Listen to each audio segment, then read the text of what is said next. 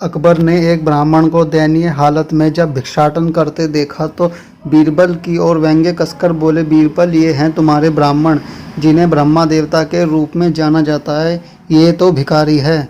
बीरबल ने उस समय तो कुछ नहीं कहा, लेकिन जब अकबर महल में चला गया तो बीरबल वापस आया और ब्राह्मण से पूछा कि वह भिक्षाटन क्यों करता है। ब्राह्मण ने कहा, मेरे पास धन आभूषण भूमि कुछ नहीं और मैं ज़्यादा शिक्षित भी नहीं हूँ, इसलिए परिवार के पोषण के लिए भिक्षाटन मेरी मजबूरी है। बीरबल ने पूछा, भिक्षाटन से दिन में कितना प्राप्त हो जाता है। ब्राह्मण ने जवाब दिया, 6 से 8 अशर्फियाँ। बीरबल ने कहा, आपको यदि कुछ काम मिले तो क्या आप भिक्षाटन मांगना छोड़ देंगे। ब्राह्मण ने पूछा, मुझे क्या करना होगा। बीरबल ने कहा, आपको ब्रह्मा मुहूर्त में स्नान कर स्वच्छ वस्त्र धारण करके प्रतिदिन 101 माला गायत्री मंत्र का जाप करना होगा और इसके लिए आपको प्रतिदिन भेंट स्वरूप 10 अशर्फियाँ प्राप्त होंगी।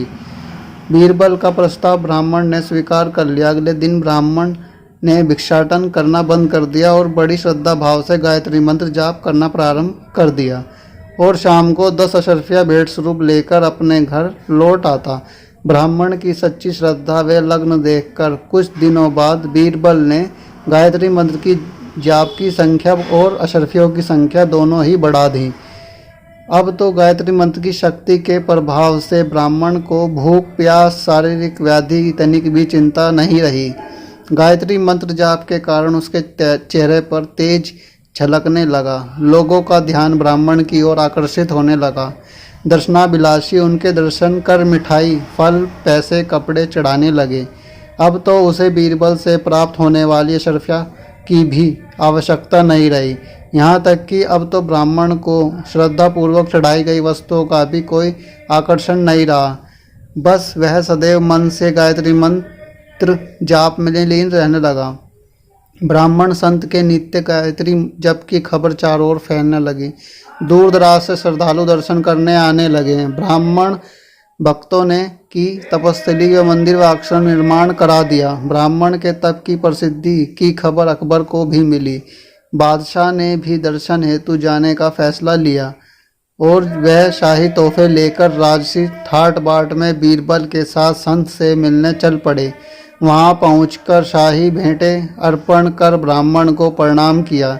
ऐसे तेजोमय संत के दर्शनों से हर्षित हृदय सहित बादशाह बीरबल के साथ बाहर आए।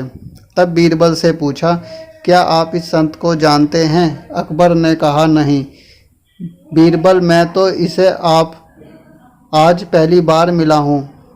फिर बीरबल ने कहा, महाराज आप इसे अच्छी तरह से जानते हो। ये वही भिखारी ब्राह्मण है जिस पर आपने व्यंग्य कसकर कहा था कि ये हैं तुम्हारे ब्राह्मण जिन्हें ब्रह्मा देवता कहा जाता है। आज आप स्वयं इसी ब्राह्मण के पैरों में शीश नवाकर आए हैं। अकबर के आश्चर्य की सीमा नहीं रही। बीरबल ने पूछा, लेकिन यह इतना बड़ा बदलाव कैसे हुआ। बीरबल ने कहा, महाराज वह मूल रूप से ब्राह्मण नहीं है, ब्राह्मण ही है। परिस्थितिवश वह अपने धर्म की सच्चाई व शक्तियों से दूर था। धर्म के एक गायत्री मंत्र ने ब्राह्मण को साक्षात ब्रह्मा बना दिया और कैसे बादशाह को चरणों में गिरने के लिए विवश कर दिया। यही ब्राह्मण आदि मंत्रों का प्रभाव है। यह नियम सभी ब्राह्मणों पर समान रूप से लागू होता है, क्योंकि ब्राह्मण आसन और तप से दूर रहकर जी रहे हैं, इसलिए पीड़ित हैं। वर्तमान में आवश्यकता है कि सभी ब्राह्मण पुनः अपने कर्म से जुड़ें, अपने संस्कारों को जानें और मानें। मूल ब्रह्मा रूप में जो विलीन होने की क्षमता रखता है वही ब्राह्मण है। यदि ब्राह्मण अपने कर्म पथ पर दृढ़ता से चले तो देव शक्तियाँ उसके साथ चल पड़ती हैं। जय श्री राम।